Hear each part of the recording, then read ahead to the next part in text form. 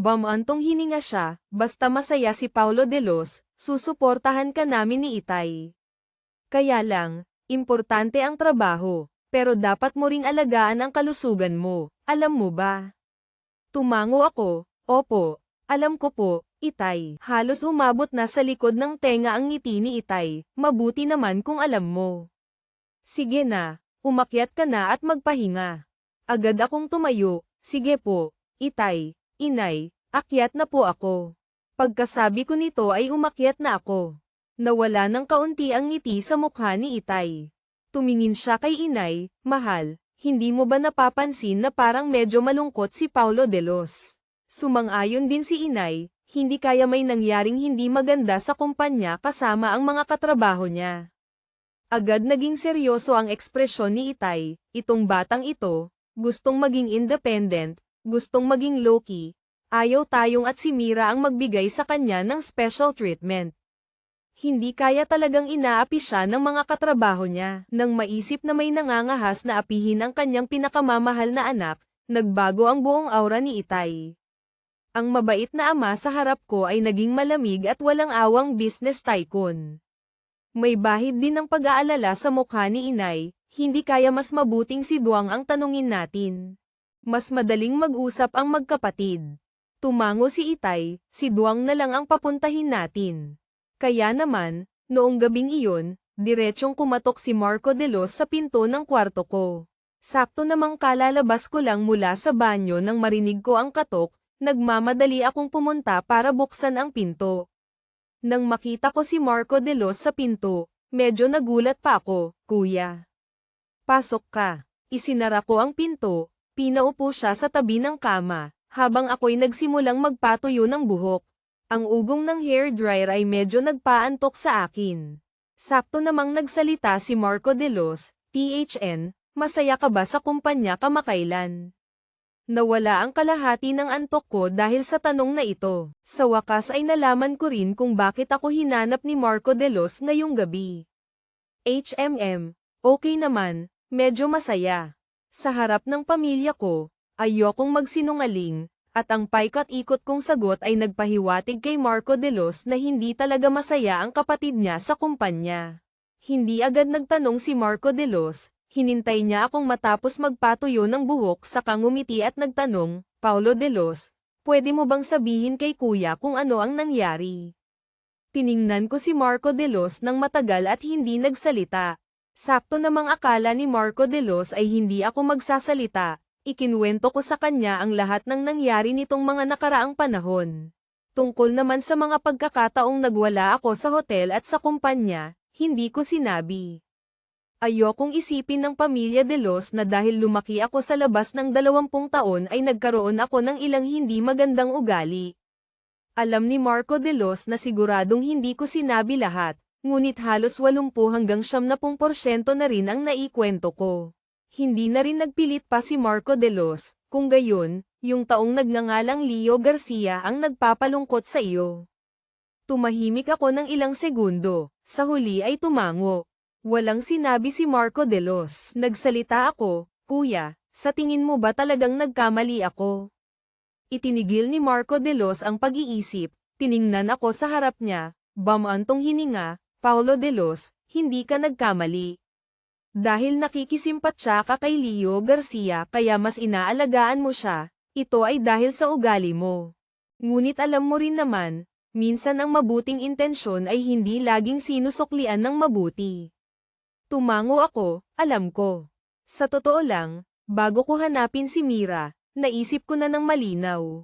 Nagpasya akong igalang na lang ang kapalaran ng iba sa hinaharap, hindi na magiging inutil na mabuting tao. Ngumiti si Marco de Los, ito ang Paulo de Los na kilala ko. Ano man ang mangyari, kami ang sandalan mo, huwag kang matakot. Naantig ako at nagsalita, kuya, salamat.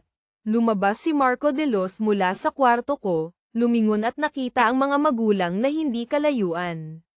Nagulat si Marco de Los, pilit pinigilan ang sarili para hindi sumigaw at magising ako na kara-rating lang sa mahimbing na tulog sa kwarto. Hinailan niya ang mga magulang pababa, Itay, inay, bakit hindi pa kayo natutulog? Puno ng pag-aalala ang mukha ni Itay, walang bakas ng pagod. Marco, kumusta ang kapatid mo? Nagkagat-labi si Marco de Los. Si Paulo de Los ay medyo hindi masaya sa kumpanya dahil sa isang katrabaho, isang intern na kasabay niyang pumasok.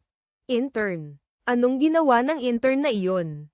Inayos ni Marco de Los ang mga salita, ikinwento ang tungkol sa pagtulong ko kay Leo Garcia tapos ay hindi siya naintindihan nito. Agad dumilim ang mukha ng mga magulang, sinabi, inaakit ng anak natin ang manager. Bulag ba ang aso niya? Sino man ba ay karapat-dapat sa Paulo de Los namin? Nang makitang halos magwala na si Itay, agad lumapit si Inay at si Marco de Los para pigilan siya. Inalo ni Inay, mahal, kalma lang, kalma lang. Sumunod din si Marco de Los, Itay, huwag kang magpadalos-dalos, huwag kang magpadalos-dalos. Sa payo ng dalawa, sa wakas ay bumalik ng kaunti ang katinoan ni Itay. Medyo pangit pa rin ang itsura ng mukha niya, yung intern na iyon. Alam ni Marco de Los ang gustong sabihin ni Itay, nasa cruise group pa rin, nasa internship period pa. Hindi pwedeng basta-basta tanggalin ng kumpanya ang intern. Kahit na may kapangyarihan ang pamilya de Los at pamilya Cruz, hindi naman sila yung tipo ng taong lumalabag sa proseso ng kumpanya. Kahit gaano pa kasuklam-suklam si Leo Garcia, pansamantala ay wala silang magagawa sa kanya. Halos nakasulat na ang tatlong salitang, hindi masaya, sa mukha ni Itay. Walang magawa si Inay, isang hindi importanteng tao, bakit ka magagalit? Nakangiting sinabi ni Marco de Los, huwag kayong mag-alala Itay, ang anak nyo ay may sariling paraan, siguradong makakatulong kay Paulo de Los na makaganti. Nagningning ang mga mata ni Itay, sabihin mo agad, sabihin mo agad. Bumulong si Marco de Los ng dalawang pangungusap sa tenga ni Itay, na lalong nagpaningning sa mga mata nito, kung gayon, bukas na ako pupunta. Pinigilan siya ni Marco de Los, hindi pwede, sa bagay na ito, hindi pwedeng lumitaw si Itay at si ate. Puno ng pagtataka ang mukha ni Itay, sa mga mata niya ay tila may bahid pa ng paghihinayang, bakit? Natawa si Marco de Los, Itay, kayo ni ate ay mga public figure, sino ba ang hindi makakakilala sa mukha ninyo? Sa bagay na ito, ako ang pinakaangkop na pumunta. Pagkasabi nito, sumenya si Marco de Los kay Inay. Naintindihan agad ni Inay, inakbayan ng asawa, oo nga, oo nga. Itong bagay na ito ay ipaubaya na natin kay Marco. Sobrang abala ka sa trabaho sa kumpanya. Saan ka pa magkakaroon ng oras? Halika na, matulog na tayo. Gusto pang pumiglas ni Itay, ngunit direkta na siyang hinayla ni Inay pabalik sa kwarto. Nang makitang nakasara na ang pinto ng kwarto ng mga magulang, palihim na nakahinga ng maluwag si Marco. Sa mga sandaling ito, labis siyang nagpapasalamat na hindi siya nagtrabaho sa kumpanya ng pamilya, kung hindi, ang personal na pagtulong sa kapatid na makaganti ay hindi mapupunta sa kanya. Nang maisip ang malaking palabas bukas ng umaga, medyo na-excite si Marco. Mabilis siyang bumalik sa kanyang kwarto, nagsimulang maghanda para bukas. Sa mga sandaling ito, mahimbing akong natutulog, hindi pa alam kung gaano karaming magagandang palabas ang naghihintay sa akin. Kinabukasan, bumaba ako, nakita ko ang pamilya de Los na nakaupo na sa hapag-kainan at naghihintay sa akin. Mabilis akong tumakbo pababa, ang tingin ko ay direktang naakit kay Marco de Los na napakagwapo, kuya, ang gwapo mo naman ngayon. Tiningnan ako ni Marco de Los, binigyan ako ng tingin na nagsasabing, magaling kang pumili ng titingnan. Sa tabi, agad sumimangot sina Itay at Clara de Los. Ang ganitong sandali ng kasikatan ay dapat sana ay para sa kanila. Hindi ko napansin ang kakaibang kilos ng mag-ama. Pagkatapos kumain ng almusal ay naghanda na akong lumabas. Hindi ko inaasahan na sumabay si Marco de Los sa akin palabas at sumakay pa sa iisang sasakyan. Medyo hindi ko maintindihan, kuya. Walang nagbago sa itsura ni Marco de Los, ha? May kaunting kailangan ako kay Mira Cruz ngayon kaya sabay na tayo. Hindi ako nag-isip ng malalim, sa daan ay nagtatawanan pa kami ni Marco de Los. Gaya ng dati, Ipinarada ng driver ang sasakyan sa lumang lugar. Bumaba ako, magsasalita na sana, nang biglang may boses ng lalaki sa likuran, "Ikaw. Anong ginagawa mo dito?" Mabilis akong lumingon, nakita ko si Dennis De Los na may itsurang gulat, nakatayo siya hindi kalayuan sa likod ko. Pagkasabi nito ni Dennis De Los ay lumakad siya palapit sa akin. Hindi na ako nag-isip pa, direkta kong isinara ang pinto ng sasakyan.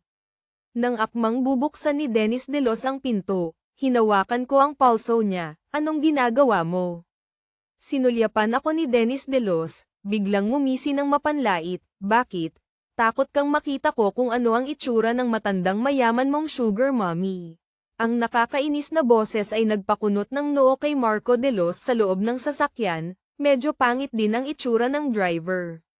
Matagal ko nang alam, mula sa bibig ni Dennis De Los ay walang maririnig na kahit kalahating magandang salita. Dati pa ay hindi ko na pinagbibigyan ang taong ito, ngayon din. Ngunit hindi pa ako nakakapagsalita, bumaba na si Marco De Los mula sa sasakyan. Nang lumitaw siya, nakita siya ni Dennis De Los, natulala siya. Pilit pa niyang hinanap ang ibang tao sa loob ng sasakyan, ngunit bukod sa isang driver, wala nang ibang tao sa loob, wala ring sugar mommy na sinasabi niya. Nakita ni Dennis De Los na si Marco De Los ang bumaba, nagsalita pa rin siya ng may pang-aasar, "Paulo De Los, kasama mo lang naman sa sasakyan ang isang lalaki, anong ikinahihiya mo?" Akala ko pa naman ay hindi ko pinagbibigyan si Dennis De Los, direkta kong sinagot, "Kung ano ang dumi ng isip mo, yun din ang dumi ng nakikita mo." Nagpabalik-balik sa pagiging berde at puti ang mukha ni Dennis De Los. Sa mga sandaling ito, tiningnan ako ni Marco De Los, puno ng pagmamalaki ang mukha. Nakita ito ni Dennis De Los, suminghal siya ng malamig, diretsyong tumalikod at umalis. Hindi ko mapigil ang mapairap, lumingon at sinabi kay Marco De Los, "Kuya, kung gayon, mauuna na akong pumasok sa trabaho." Tumango sa akin si Marco De Los, "Sige, sige, pumasok ka na." Direkta akong naglakad papunta sa kumpanya. Muling sumakay si Marco De Los sa sasakyan, sinabi sa driver, "Diretso sa underground parking." Pagkalabas ko mula sa elevator, sakto namang bumukas din ang elevator sa tabi. Lumabas si Leo Garcia mula sa elevator. Nagkatinginan kami ng isang segundo saka sabay na umiwas ng tingin. Pagkatapos ng nangyari kahapon, kami ni Leo Garcia ay maituturing ng ganap na estranghero. Nauna at nahuli kaming pumasok sa opisina, umupo sa aming mga pwesto at nagsimulang magtrabaho. Dumating si Diana Morales sa kumpanya sakto sa oras ng trabaho, nakakas pa rin ang dalawang binti, nakaupo sa wheelchair. Kara-rating pa lang niya sa opisina. Sumunod namang pumasok ang ilang pulis. Malinaw ang kanilang pakay, diretsyong pumunta sa opisina ni Diana Morales. Hindi nagtagal, mula sa opisina ay narinig ang pagsigaw ni Diana Morales na nagmamakaawang inosente siya. Ngunit ang mga pulis na iyon ay dumating para arestuhin siya, hindi para magtanong. Ganoon na lang, tiningnan ng lahat si Diana Morales na dumating at umalis. Masyadong biglaan ang lahat ng pangyayari. Pagkatapos tumahimik ng ilang minuto ang opisina, biglang sumabog ang maingay na talakayan. Ang pangunahing nilalaman ay tungkol kay Diana Morales. Nang halos tapos na ang lahat sa pagtalakay at paghula, bigla nilang napagtanto ang isang problema, iyon ay ang manager ng kanilang departamento ay inaresto. Kung gayon, sino na ang mamamahala sa kanila? Ang ilang mga taong dati nang gustong pumalit kay Diana Morales ay nagsimula ng magkaroon ng ideya sa isip. Kaya lang, ang apoy sa kanilang mga puso ay hindi pa man nagliliyab ay direkta ng pinatay ng bagong manager na tila nahulog mula sa langit. Hindi nagtagal pagkatapos dalhin si Diana Morales, nagkaroon ng bagong manager ang sales department, isang babaeng nasa mga 30 hanggang 40 taong gulang.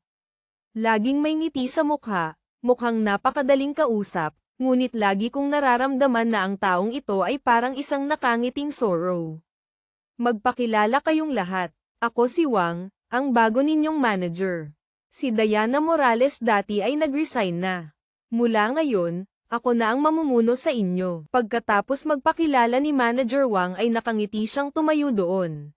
Nagkatinginan ang lahat, hindi alam kung paano magre-react, walang nang-ahas na magsalita. Tumango ng may kasiyahan si Manager Wang, iyon lang ang sasabihin ko, magsimula na kayong magtrabaho. Pagkasabi nito, lumingon si Manager Wang at pumasok sa opisina. Pagkaalis ni Manager Wang, saka lang nang ahas na magbulungan ang mga tao sa opisina, ang galing. Sa wakas, hindi na tayo aapihin ni Tryo Lotda, Tryo the Skinner. May magandang araw na darating sa atin. Hindi pa sigurado. Itong si Manager Wang, kahit mukhang madaling kausap, hindi natin alam kung nakangiting Sorrow. Bago natin malaman ang ugali ng bagong manager, mas mabuting mag-ingat muna. Ang mga matatandang empleyado ay mga veterano na, isa-isang nagsibalikan sa kanilang pwesto at nagsimulang magtrabaho. Nang marinig na natanggal si Diana Morales, hindi maganda ang itsura ng mukha ni na Dennis De Los at Leo Garcia. Medyo nagulat din ako ngunit mabilis ko ring tinanggap ang katotohanan. Sa isip ko ay nahulaan ko kung sino ang nag-ayos kay Diana Morales, si Mira Cruz ba o ang pamilya De Los. Ngunit kahit sino pa sa kanila, siguradong dahil sa akin. Nang maisip ito, labis akong naantig. Ang pagpapalit ng bagong manager sa departamento ay walang epekto sa akin, ngunit para kina Dennis De Los at Leo Garcia ay iba. Dati si Dennis De Los ay may Leo Garcia na tumutulong sa pagbabahagi ng trabaho, siya ang pinakapetek sa sales department. Ngunit pagkatapos magpalit ng bagong manager, hindi na nakukuha ni Dennis De Los ang dating pabor, dumami rin ng dumami ang mga dokumento sa kanyang mesa. Tiningnan ang bundok ng mga dokumento sa kanyang mesa, hindi na makayanan ni Dennis De Los. Dinala niya ang karamihan sa mga dokumento at diretsyong inilagay sa harap ni Leo Garcia, tulungan mo akong gawin ito. Ang sariling trabaho ni Leo Garcia ay hindi pa tapos binigyan pa siya ni Dennis De Los ng ganito karami. Bago matapos ang oras ng trabaho ay siguradong hindi niya ito matatapos. Dati, si Diana Morales pa ang manager ng sales department, hindi nang ahas magsalita si Leo Garcia. Ngunit ngayong wala na si Diana Morales, ayaw na rin niyang magtiis pa, trabaho mo yan, ikaw ang gumawa. Hindi kita tutulungan. Pagkasabi nito, ibinalik ni Leo Garcia ang mga dokumento sa mesa ni Dennis De Los. Hindi makapaniwala si Dennis De Los, tinitigan niya si Leo Garcia. Leo Garcia, tinatanggihan mo ako. Mukhang mabangis si Dennis De Los, nakakatakot. Hindi sinasadyang kinilabutan si Leo Garcia, hindi sinasadyang napatingin sa akin. Ngunit mula simula hanggang dulo, hindi ko siya sinulyapan, nakaupo ako sa pwesto ko at ginagawa ang sarili kong trabaho, hindi nagsalita para tulungan siya. Yumuko si Leo Garcia, itinago ang lahat ng emosyon sa kanyang mga mata. Nang tumingala siya, puno ng kawalan ng magawa ang mukha ni Leo Garcia.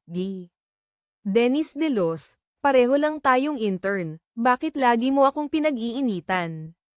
Ano ba ang nagawa kong kasalanan sa iyo? Bahagyang huminto ang paglipat ko ng dokumento. Suminghal ng malamig si Dennis De Los. Leo Garcia, huwag ka nang magkunwari sa harap ko. Akala mo ba walang nakakita sa pagpasok mo sa opisina ni Diana Morales noong araw na iyon? Nang marinig ni Dennis De Los na binanggit ang nangyari noong araw na iyon, agad nagbago ang ekspresyon sa mukha ni Leo Garcia. Ang unang reaksyon niya ay ako ang nagsabi nito. Ikinuyom niya ang kamao, mabangis na tumingin sa akin. Ang tingin na iyon ay nag-aapoy, hindi pwedeng balewalain, mahirap na hindi ko ito maramdaman.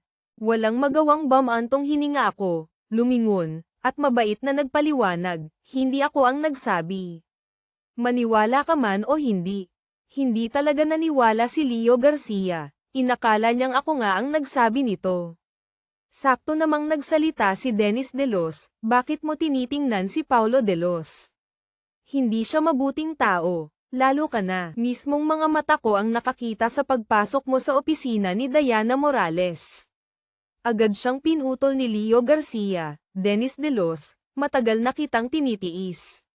Kahit anong sabihin mo, hindi kita tutulungang magtrabaho. Kalimutan mo na yan. Natigilan si Dennis De Los sa kasumugod, hinawakan ang kwelyo ni Leo Garcia. Leo Garcia, sino ang kausap mo? Pinagbibigyan na kita kapag pinatutulong kita. Samantalahin mo na ngayon para sipsipan ako, baka sakaling matulungan pa kitang maging regular. Hindi na tinapos ni Dennis De Los ang natitirang salita, ngunit malinaw na ang banta doon. Hindi rin nagpatalo si Leo Garcia, nanlilisik ang mga matang tumingin kay Dennis De Los. Bigla, may pumalakpak sa loob ng opisina. Tumingin ang lahat sa direksyon ng tunog, nakita lang ang ilang tao na hindi nila alam kung kailan pa nakatayo doon. Nangunguna ang isang gwapong lalaki, sa tabi niya ay si Manager Wang, na hindi maganda ang itsura ng mukha. Sa mga sandaling ito, hindi na nang ahas pang manood ng eksena ang mga tao, isa-isang bumalik sa kani-kanilang pwesto. Pinandilitan ni Manager Wang sina Dennis De Los at Leo Garcia, lumingon at nagpalit ng nakangiting ekspresyon. Bago pa makapagsalita si Manager Wang, nagsalita na si Marco De Los. Manager Wang, narinig kong ngayon ang unang araw mo sa sales department, tama ba? Tumango si Manager Wang, ang ngiti sa mukha ay halos nanunuyo. Opo, CEO De Los, ngayon lang po ako na-transfer sa departamentong ito. Tumango si Marco De Los, gumala ang tingin kina Dennis De Los at Leo Garcia. Sa tingin ko, walang disiplina, walang kaayusan. Ang mga tauhan ay kailangan pa ring turuan ng maayos. Ang cruise group ay hindi nag-aalaga ng mga walang silbi. Ang mga walang kwenta ay walang lugar dito, kaya hindi masamang tanggalin na sila habang maaga pa. Itinago ko ang mukha ko sa likod ng mga dokumento, sakto para maitago ang ngiti at pagkagulat sa mukha ko. Hindi ko inaasahan na pupunta pala ang kuya ko sa sales department, at sa itsura niya, para siyang nag-iinspeksyon.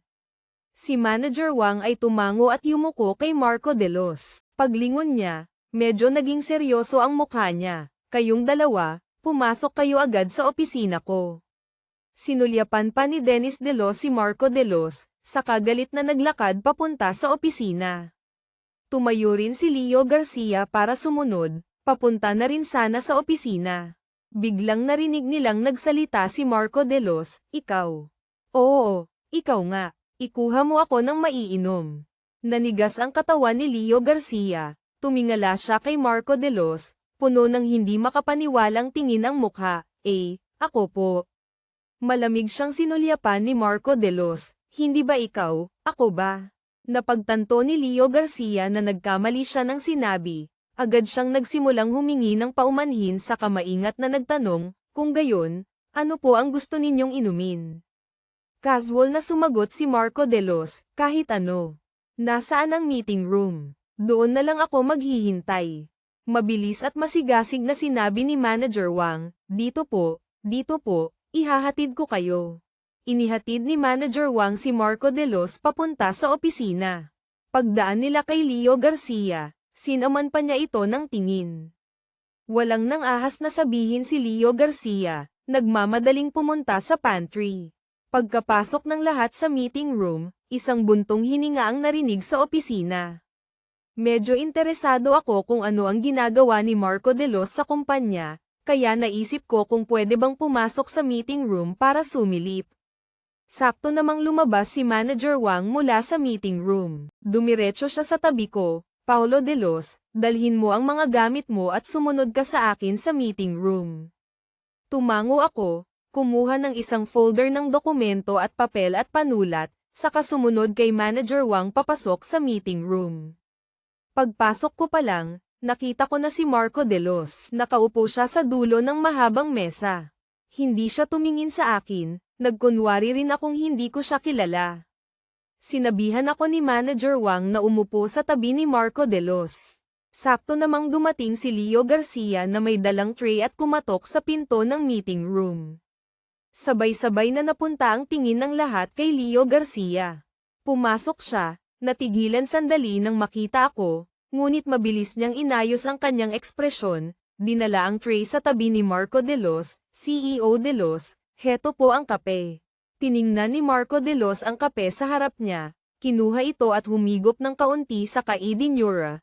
Ibinaba ang tasa sa mesa. Ang pait naman nito, gusto mo ba akong mamatay sa pait? Nagmamadaling humingi ng paumanhin si Leo Garcia. Nataranta siya, pasensya na po, ititimpla ko po kayo ulit ng isa. Pagkasabi nito, kinuha niya ang tasa at lumabas. Hindi nagtagal ay bumalik siya na may dalang bagong tasa ng kape. Muli itong kinuha ni Marco de Los, humigop ng kaunti sa kaidinura. Ang tamis naman nito, gusto mo ba akong magka-diabetes? Muling humingi ng paumanhin si Leo Garcia, pasensya na po, papalitan ko po ng ibang tasa. Kinuha ni Leo Garcia ang kape, umalis at bumalik ulit. Gaya pa rin ng dati, kinuha ito ni Marco de Los, uminom ng isang higop sa kaidinura, walang gatas. Hindi ako sanay uminom. Agad na nagtimpla ulit si Leo Garcia ng isang tasa na may gatas. Sa pagkakataong ito, hindi na uminom si Marco de Los, hinawakan lang ng daliri, malamig ang tono, malamig na, palitan mo ng ibang tasa. Nagkagat-labi si Leo Garcia, ngunit tinanggap pa rin niya ang utos at lumabas para magpalit. Habang pinapahirapan ni Marco de Los si Leo Garcia, walang sino mang nagsalita para tulungan siya. Alam kong ginagawa ito ni Marco de Los para sa akin. Ito ay mabuting intensyon ng kuya ko, kaya natural na hindi ako magiging walang utang na loob. At si Manager Wang na bagong upo, lalong hindi niya maaaring ipaglaban ang isang intern kapalit ng pagkakasala kay Marco de Los, isang malaking kliyente. Sa pagkakataong ito, medyo natagalan si Leo Garcia sa pantry. Sinigurado niyang hindi na siya magkakamali bago dalhin ang kape papasok. CEO de Los, heto po ang kapeng hiniling ninyo. Itinaas ito ni Marco de Los sa labi. Pagkadampi pa lang sa bibig ng tasa ay direkta niyang inilapag ang kape sa mesa. Ganito kainit na kape, ipapainom mo sa akin. Ano ba talaga ang intensyon mo? Nanigas sa kinatatayuan si Leo Garcia. Tiningnan niya ang tasa ng kape na umuusok pa. Sa puso niya'y nawalan ng pag-asa ngunit hindi siya nang ahas magsalita, pasensya na po. Sumigaw ng malamig si Marco de Los, bukod sa paghingi ng pasensya, wala ka na bang ibang alam sabihin? Kahit ang simpleng pagtitimpla ng kape ay hindi mo magawa, anong silbi mong manatili sa kumpanya? Tuliro na nakatayo doon si Leo Garcia, hindi niya alam kung anong gagawin. Tiningnan ni Marco de Los si Leo Garcia na ganito. Lalong lumakas ang galit sa puso niya.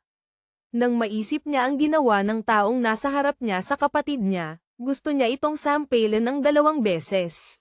Hindi na kailangan ng kape, ibili mo ako ng lemon tea. Pabulong na sinabi ni Leo Garcia, walang lemon tea sa pantry.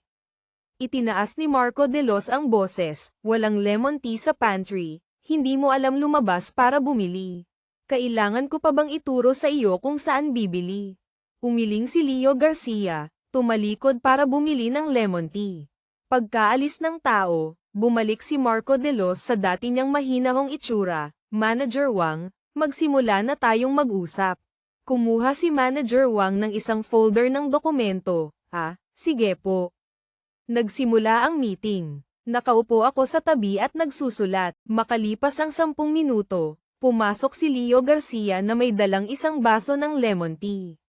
Maingat niya itong inilapag sa harap ni Marco de Los. Casual na isinaksak ni Marco de Los ang straw, uminom ng isang higop, ngunit sa sumunod na segundo, direkta niyang ibinuga ang lemon tea sa bibig niya.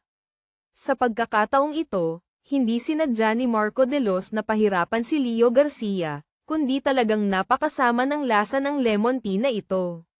Masama ang itsura ng mukha ni Leo Garcia na nakatayo sa tabi. Nakita ito ni Marco de Los, muling bumalik sa mayabang niyang itsura. Kung ayaw mong mag-errands, sabihin mo ng diretso. Hindi mo kailangang bumili ng ganito kasamang lasa para sa akin. Puno ng pandidiri ang mukha ni Marco de Los. Nagpaliwanag ng kaunti si Leo Garcia, mabenta po ang lemon tea ng tindahang ito. Itinabi ni Marco de Los ang lemon tea. Puno ng pandidiri ang mukha. Nang makitang nakatayo pa rin si Leo Garcia sa tabi, agad siyang nakaramdam ng pagkainis dito. Lahat ng bagay hindi mo magawa ng maayos, Lumabas ka, hindi ka na kailangan dito. Hindi nang ahas magsalita ng marami si Leo Garcia, yumuko at lumabas. Pagkalabas niya, sakto namang nakasalubong niya si Dennis De Los. Nakasilip si Dennis De Los sa loob ng meeting room, nang makitang malungkot na lumabas si Leo Garcia, puno ng kasiyahan ang mukha niya. Uy, saan galing ang basang sisiw na ito? Tingnan mo nga ang itsura mong bigo, hindi ka siguro pinahirapan ng kaunti, no? Ayaw sanang makipag-usap ni Leo Garcia kay Dennis De Los, ngunit ang sumunod na sinabi ni Dennis De Los ay nagpatigil sa kanya sa kinatatayuan, halatang tinutulungan ni CEO De Los si Paulo De Los na makaganti. Ganyan ang trato mo sa kanya dati, hindi ka wala na maparusahan ka ng kaunti. Nanlaki ang mga mata ni Leo Garcia. Tiningnan niya ang meeting room saka si Dennis De Los, bakit kailangang tulungan ni CEO De Los si Paulo De Los? Puno ng kawalang pakialam ang mukha ni Dennis De Los, kaninang umaga nakita kong bumaba si Paulo De Los mula sa sasakyan ni CEO De Los. Sabihin mo nga, kung hindi mo siya kilala, makakababa ka ba mula sa sasakyan ni CEO De Los? Naging napakapangit ng itsura ng mukha ni Leo Garcia. Dati pa ay nagtataka siya kung bakit ganito ang trato sa kanya ni Marco De Los, ngunit ngayon ay naintindihan na niya. Sa isang iglap ay nahiya, nagalit, at hindi makapapayag. Tumindi ang galit sa puso niya, ang mga kamay ni Leo Garcia na nakababa sa gilid ay ikinuyom. Tiningnan niya ang pinto ng meeting room nang may madilim na tingin saka itinulak si Dennis De Los, at umalis. Pumunta si Marco De Los sa Cruz Group para talaga tulungan akong makaganti. Ngayonong napangaralan na niya ang tao, hindi na niya kailangang magtagal pa dito.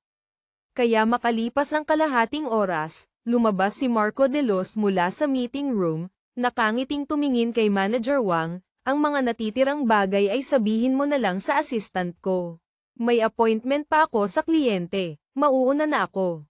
Huwag mo na akong ihatid Manager Wang. Itong maliit na intern na lang ang maghahatid sa akin. Tumango si Manager Wang, nakangiting sinabi sa akin, Paulo De Los, ikaw na ang maghatid kay CEO De Los. Tumango ako, opo. Sabi ni Manager Wang, CEO De Los, dito po.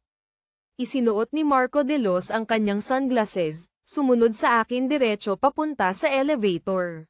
Para hindi mabunyag ang pagkatao ko, sa buong daan ay hindi ako nakipag-usap kay Marco De Los.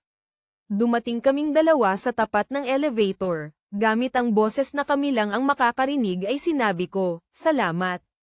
Bahagyang ngumiti ang gilid ng labi ni Marco De Los saka diretsong sumakay ng elevator paalis sa Cruz Group. Pagkatapos kong may hatid si Marco De Los ay bumalik ako sa pwesto ko. Hindi pa man ako nakakaupo ay tinawag na ako sa opisina ni Manager Wang. Sa loob ng opisina, kaming tatlo ni na Dennis De Los at Leo Garcia ay nakatayo sa isang linya kaharap ng mesa. Dahan-daang binuksan ni Manager Wang ang kanyang thermal flask, marahang hinaypan ito saka uminom ng isang higop. Alam nyo ba kung bakit ko kayo pinatawag? Hindi kami umimik. Inilapag ni Manager Wang ang thermal flask sa mesa. Tumingala, nakangiti pa rin ang mukha niya.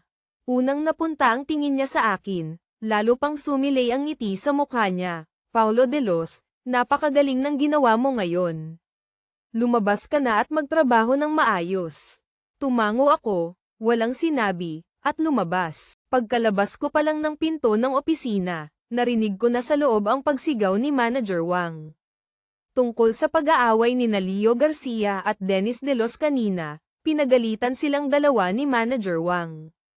Tila para bigyan ng babala ang ibang tao sa opisina, sinadyang hindi isara ni Manager Wang ang pinto, siniguradong maririnig ng lahat ang boses niya. Ilang beses gustong sumabat ni Dennis De Los, ngunit pinutol siya ni Manager Wang, kaya nanahimik na lang siya. At ang pangunahing target ng sermon ni Manager Wang ngayon ay si Leo Garcia. Paulit-ulit na pinagalitan ni Manager Wang si Leo Garcia. Una ay tungkol sa pag-aaway nila ni Dennis De Los sa oras ng trabaho, pagkatapos ay ang hindi maayos na pag-aasikaso niya kay Marco De Los, tama si CEO De Los, isang intern na kahit ang simpleng pagtitimpla ng kape ay hindi magawa, Anong silbi mong manatili sa kumpanya? Nakatuon ang galit ni Manager Wang kay Leo Garcia, habang si Dennis De Los naman ay masayang nanunood sa tabi. Gustong ipagtanggol ni Leo Garcia ang sarili ngunit hindi niya alam kung paano sasabihin. Hindi rin naman siya tanga, kung makikipagtalo siya kay Manager Wang ngayon, pagkatapos ng isang buwang internship, mahirap nang masabi kung makakapagstay pa siya. Paulit-ulit siyang humingi ng paumanhin, "Pasensya na po Manager Wang, alam ko na po ang pagkakamali ko. Sa susunod po ay mag-iingat na ako." Nabawasan na rin ang galit ni Manager Wang.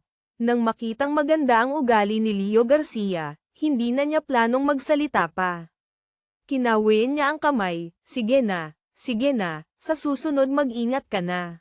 Minsan, ang detalye ang nagpapasya sa tagumpay o kabiguan, naiintindihan mo ba? Yumuko si Leo Garcia, nagkunwaring seryosong tinatanggap ang payo ni Manager Wang, "Naiintindihan ko po." Kinawiin sila ni Manager Wang, "Mabuti naman kung ganun. Ikaw at si Dennis De Los, lumabas na kayo." Lumabas si Dennis De Los, sumunod din si Leo Garcia. Naisip niyang mukha sigurong kaawa-awa siya ngayon, kaya balak niyang pumunta sa banyo para maghilamos. Sa loob ng banyo, hindi sinasadyang narinig ni Leo Garcia ang dalawang kasamahan na nag-uusap. Ang nilalaman ng usapan nila ay may kinalaman sa kanya. Kaya, hindi nag-atubili si Leo Garcia, diretsyong itinulak ang pinto ng isang cubicle at nagtago sa loob. Sinabi ng kasamahang lalaki, "Sa totoo lang, may narinig akong isang bagay, huwag mong ipagsasabi sa labas, ha?" Nagulat ang kasamahang lalaki, "B, anong bagay yun? Ganoon ba kasikreto?" Hinaan ng kasamahang lalaki ang boses, "Noong isang araw dumaan ako sa HR department, nakarinig ako ng malaking tsismis. Lumalabas na dati pala noong nag-i-interview sila, nakatanggap sila ng utos mula sa taas na paboran ang isang aplikante." Muling nagulat ang kasamahang lalaki, "B, hindi maaari. Hindi ba galit si CEO Bai sa paggamit ng koneksyon?" Umiling din ang kasamahang lalaki, "Sinong nakakaalam? Pero narinig ko na nagkamali daw ng tao ang HR manager. Yung dapat sanang papaboran ay hindi napaboran. Isang kasabay na intern ang napagkamalang siya ang papaboran, kaya natigilan ang kasamahang lalaki, B, hindi kaya si Leo Garcia ang sinasabi mo? Dati sila ni Dennis De Los ang pinapaboran, hindi kaya?" Nag-uusap pa rin ang dalawa sa labas, ngunit hindi na marinig ni Leo Garcia kung ano ang sinasabi nila. Napagkamalang papaboran. Yung dapat sanang papaboran ay hindi napaboran. Biglang naalala ni Leo Garcia ang araw ng interview, magkapareho sila ng suot na suit, at sinulyapan pa sila ng maliit na assistant. Kung gayon, pinalitan niya ang pwesto ni Paulo De Los kaya niya nakuha ang maraming pabor. Pagkatapos, inakala pa ni Leo Garcia na pinapaboran ni Diana Morales si Paulo De Los dahil gumamit ito ng hindi patas na paraan para umangat, para hindi siya mapabagsak namin ni Dennis De Los, kaya kusa pa itong lumapit kay Diana Morales. Naalala ang nangyari noong araw na iyon sa opisina, pakiramdam niya'y nasusuka siya. Alam ng langit kung ilang beses nag-toothbrush si Leo Garcia pagka-uwi noong araw na iyon, halos magdugo na ang bibig niya. Bamulong siya, lumalabas na lahat ng pabor na ito ay dahil napagkamalan si Paulo De Los kaya napunta sa akin. Dapat alam ko na sana. Katatapos ko lang ng trabaho nang makatanggap ako ng mensahe mula sa kuya ko, Paulo De Los, "Tapos ka na ba sa trabaho?" Halos agad akong sumagot, "Oo. Malapit na." "Bakit kuya?" Agad ding sumagot ang kuya ko, "Pagka-out, diretso ka sa underground parking, hihintayin kita sa kotse." Sumagot ako, "Sige." Pagkatapos makipag-usap kay Marco De Los, pagka-uwi ko, nag-text ako kay Mira Cruz. Sumagot si Mira Cruz, sinabing may lakad din siya ngayong gabi. Narinig kong may lakad si Mira Cruz. Tinanong ko siya kung kailangan niyang uminom ngayong gabi. Party ba ito o simpleng kainan lang, saan ito gaganapin? Si Mira Cruz na abala sa pag-aayos ng mga dokumento, nang marinig ang tunog ng mensahe, hindi sinasadyang napatingin. Nang makita ang mensahe sa screen, bahagyang ngumiti ang gilid ng labi niya. Ibinaba niya ang ballpen, kinuha ang telepono, mabilis na nag-type ang mga daliri sa screen. Sumagot si Mira Cruz, siguradong kailangang uminom ng ilang baso. Huwag kang mag-alala, walang mangyayari sa akin. Tiningnan ko ang sagot ni Mira Cruz. Kumunat ang noo ko. Sagot, kailangan bang magdala ng boyfriend? Nakita ni Mira Cruz ang tanong na ito, lalong lumawak ang ngiti sa gilid ng labi niya. Hindi na kailangan, maliit na party lang naman ito, sandali lang ako doon tapos aalis na. Palihim akong nakahinga ng maluwag. Pagkatapos ay nagpadala ulit ng mensahe si Mira Cruz, hindi ba mapanatag si Paulo de Los? O gusto mong sumama sa akin? Para nasa harap mo lang ako, hindi ba mas mapapanatag ka? Natigilan ako, hindi ko alam kung anong sasabihin.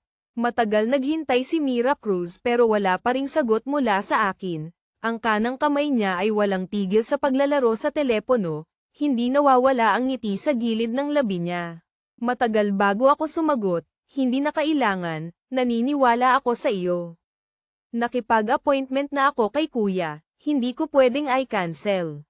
Nagpadala si Mira Cruz ng mensahe na puno ng selos, ha, ganun ba? Kung gayon, umuwi ka na lang kasama si Kuya Duang, okay lang ako. Hindi ko mapigil ang mapangiti, oo, uuwi ako kasama si kuya.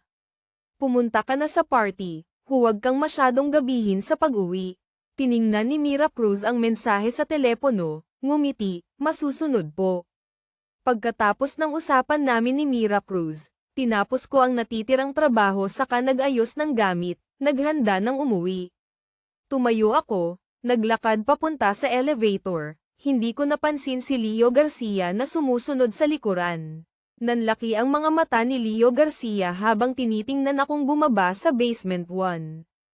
Iyon ang parking lot. Walang kotse si Paulo de Los, bakit siya pupunta doon? Hindi nag-aksaya ng oras si Leo Garcia, sumakay sa ibang elevator at sumunod pababa. Pagkalabas pa lang ng elevator, nakita niya akong naglalakad papunta sa isang kotse. Paglapit ko, bumaba ang driver mula sa driver's seat. Binuksan ang pinto para sa akin. Nang bumukas ang pinto, nakita ni Leo Garcia si Marco de Los. Matagal na pala siyang naghihintay sa loob ng kotse. Nang makita niya ako, ngumiti ang kuya ko, mukhang napakalapit nila sa isa't isa, at nakangiti pa siyang kumaway sa akin paakay. Hindi na ako tumanggi. Hindi nagtagal pagkasakay ko, yumandar na ang kotse. Nakikipag-usap ako sa kuya ko. Nang bigla akong makakita ng isang anino sa rearview mirror, mukhang iyon ay si. Isang boses ang nagpabalik sa akin sa realidad, Paulo de Los, kumusta ang performance ko ngayon? Hindi ako nagtipid ng papuri, itinaas ko ang hinlalaki ko, sobrang galing. Mayabang na itinaas ni Marco de Los ang baba niya, pag-uwi mamaya, siguradong ikukwento ko ito kay Itay at kay ate. Walang magawang ngumiti ako. Sa isip ko ay nakikita ko na ang itsura ni na Itay at ate na siguradong may inis. Biglang may naalala si Marco de Los, naging seryoso ang mukha niya, oo nga pala, sa opisina niyo ba may nagngangalang Dennis de Los? Tumango ako, tiningnan ang itsura ng kuya ko at agad nahulaan kung ano ang gusto niyang gawin, huwag na kuya. Nakita na ako ni Dennis de Los na bumaba mula sa kotse mo. Kung pupunta ka pa ulit, mabubuking na ako. Huwag na kuya. Si Dennis de Los, kahit mapanghamak sa tao, hindi naman niya ako sinasaktan. Pinakamalala na ay magyabang lang. Kaya ko na siyang ayusin. Nag-isip sandali ang kuya ko, tumango, kung gayon, ikaw ang bahala. Yung klase ng taong iyon, mas mabuting ikaw na lang ang umayos. Mahina akong bumantong hininga, sige, salamat kuya. Pagkapasok sa pinto, masayang-masaya ang kuya ko, ngiting-ngiti na ikinwento kay Itay at kay ate ang kanyang magiting na nagawa ngayon. Nagtatawanan ang buong pamilya sa hapagkainan, nakaramdam ako ng kaligayahang hindi ko pa naramdaman dati. Pagkatapos kumain, nakipagkwentuhan ako sandali kina Itay at inay sa sala bago bumalik sa kwarto ko. Pagkatapos kong maligo at lumabas, tiningnan ko ang telepono at napansin kong hindi nag-text o tumawag si Mira Cruz. Tumayo ako sa tabi ng bintana, Tiningnan ang madilim na kwarto sa tapat, mukhang hindi pa umuuwi si Mira Cruz. Kumuha ako ng libro, sumandal sa headboard at nagbasa, hindi ko na maalayan kung kailan ako nakatulog. Nang mahulog ang libro sa kamay ko, dahan-dahan akong nagising. 2:00 na ng madaling araw. Nagulat ako, agad akong bumaba sa kama, pumunta sa bintana. Madilim pa rin ang kwarto ni Mira Cruz sa tapat, medyo nagtaka ako, tulog na ba siya o hindi pa umuuwi? Sa mga sandaling ito, nakarinig ako ng ugong ng makina ng sasakyan. Tumakbo ako mula sa kwarto papunta sa study room, tapos tumakbo papunta sa corridor. Mula sa malayo ay nakita ko ang isang kotseng huminto sa harap ng bahay ng mga Cruz. Isang babae ang bumaba, mukhang si Assistant Shaoli. Umikot si Shaoli sa kabilang pinto ng kotse, binuksan ito, at ay nalalayan ng isang tao pababa. Noon ko lang nakita ng malinaw na si Mira Cruz pala iyon. Mukhang hindi siya makalakad ng maayos, gumgewang-gewang siya sa paglalakad. Uminom ba siya ng sobra? Naghintay pa ako ng matyaga, sa wakas ay nakita kong umilo ang kwarto ni Mira Cruz. Alam kong nakarating na siya sa kwarto, kaya tumakbo ako papunta sa tapat ng pinto niya, kumatok ng 2 beses. Mabilis na lumitaw si Mira Cruz sa paningin ko. Medyo gumgewang ang katawan ng babae, namumula ang gilid ng mata niya, mukhang lasing nga talaga. Nang makita niya akong nakatayo sa pinto, natigilan siya, walang balak na buksan ang pinto para sa akin. Naguluhan ako, itinuro ko ang pinto, malinaw na ang ibig sabihin, pinapabukas ko si Mira Cruz.